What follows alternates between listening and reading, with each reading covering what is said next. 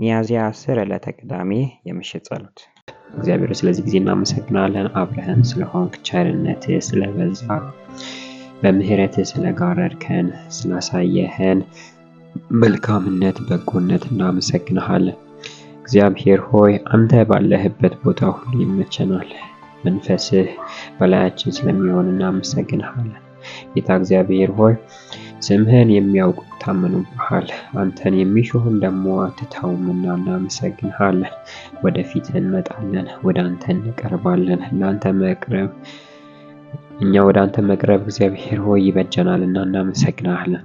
በጌታ በኢየሱስ ክርስቶስ ስም እንዳንተ ቃል ደግሞ እጸልያለሁ። መዝሙረ ዳዊት ምዕራፍ 16 እንዲህ ይላል፣ አምላኬ ሆይ መጠጊያዬ ነህና በከለላ ሰውረኝ።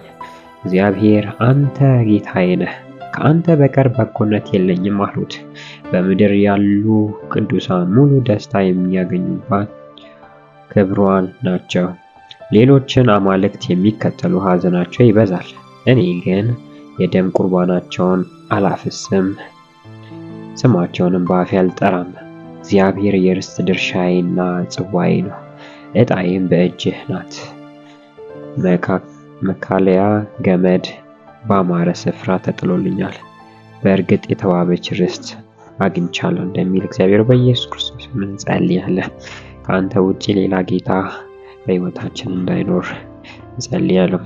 ጌታ እግዚአብሔር ሆይ አንተ በቃል ተናግረሃልና ሁለት ጌቶች በአንድ ወንበር ሊቀመጡ አይችሉም።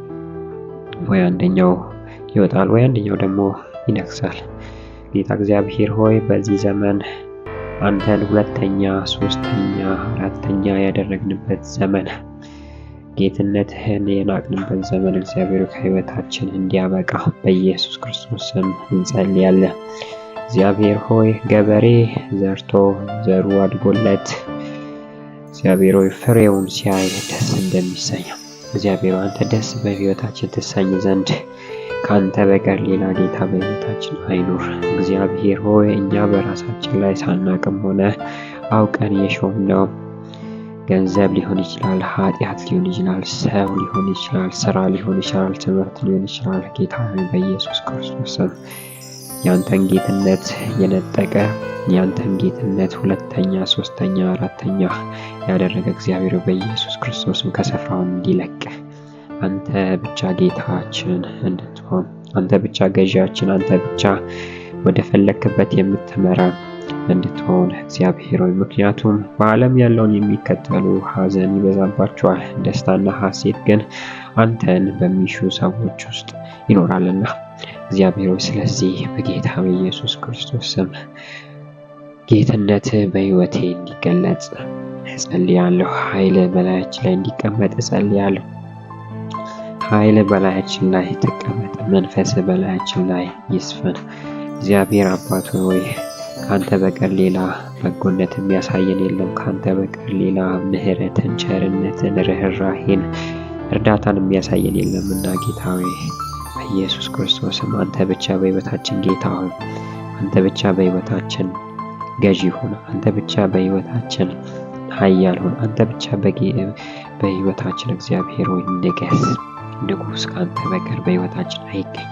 የምንገዛለት ባሪያ ሆነን የምናገለግለው እግዚአብሔር ሆይ ካንተ በቀር ሌላ እንዳይኖር በሕይወታችን እጸልያለሁ። ምክንያቱም እግዚአብሔር ሆይ እንዳንተ ሚራራለን፣ እንዳንተ እነሱን ተዋቸውን እኔን ያዙኝ የሚል የለምና እግዚአብሔር ሆይ ያንተ ግዛት ይመቸናል። ሕዝብህን ስትገዛ በፍቅር ነው። ሕዝብህን ስትገዛ በቸርነት ነው። ሕዝብህን ስትገዛ በተአምራት ነው። ሕዝብህን ስትገዛ በፍቅር ነው እግዚአብሔር ሆይ ስለዚህ አንተ ብቻ በሕይወታችን ግዛ። በወጣቶች ላይ በኢየሱስ ክርስቶስ እጸልያለሁ። በወጣትነታቸው የሚገዛ የትኛውም የዓለም ምኞት እንዳይኖር እግዚአብሔር በኢየሱስ ክርስቶስ አንተ ብቻ ወጣትነታችንን ግዛ። ጌታ እግዚአብሔር በወጣትነት ጊዜ በጎልማሳ ጊዜ እግዚአብሔርን አስብ እንዳለው ቃልህ እግዚአብሔር በኢየሱስ ክርስቶስ ለአንተ መገዛት ያንተን ቃል ማሰብና ማሰላሰል ኖሮ ከመሞት ያለፈ እግዚአብሔር ሆይ በሕይወታችን የሆነ የተጠራንበትን ጥሪ ኖረን እንድናልፍ እግዚአብሔር በኢየሱስ ክርስቶስ እንድትረዳን በመንፈስ እንድታግዘን ለሌሎች አማልክቶች እንዳንገዛ፣ ለብር እንዳንገዛ፣ ለኃጢአት እንዳንገዛ ጌታ እግዚአብሔር ሆይ ዘፈንን በማምለክ ለሴት በመገዛት እግዚአብሔር ሆይ በኢየሱስ ክርስቶስ ዘመናችን እንዳያልቅ ጉልበትህን በሴት አትጨርስ ተብሎ እንደተጻፈ አባት ሆይ በጌታ በኢየሱስ ክርስቶስ ስም በተለያየ ነገር ውስጥ የተያዙ ሰዎች ነፃ የሚያወጣ ያንተ ጌትነት በላያችን ላይ ይቀመጥ። ጌታ እግዚአብሔር ልጆች ልጅነታቸውን እንደማንኛውም ዝም ብሎ እንደሚያድግ ሳይሆን በጸጋና በእውነት ያድጉ ዘንድ እግዚአብሔር ሆይ ገዢ እንድትሆን በሕይወታቸው እግዚአብሔር ሆይ የምታስተምራቸው እንዲሆኑ በኢየሱስ ክርስቶስ ስም እንጸልያለን።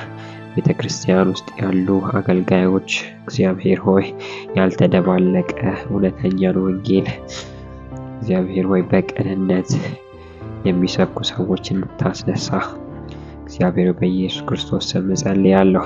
ጳውሎስ እንዳለው እኛ እንደሌሎቹ ቀይጠው ሸቃቅጠው እንደሚገዙ እንደሚሰብኩ ወንጌላውያን አይደለም እና ጌታ ሆይ በኢየሱስ ክርስቶስ ስም እውነተኛውን የወተትን ቃል እግዚአብሔር ሆይ ያንተ ቃል የነጠረ ነውና እግዚአብሔር በኢየሱስ ክርስቶስ ስም ይሄንን ማገልገል እንዲችሉ ሕዝቡም እግዚአብሔርን ቃል በውስጡ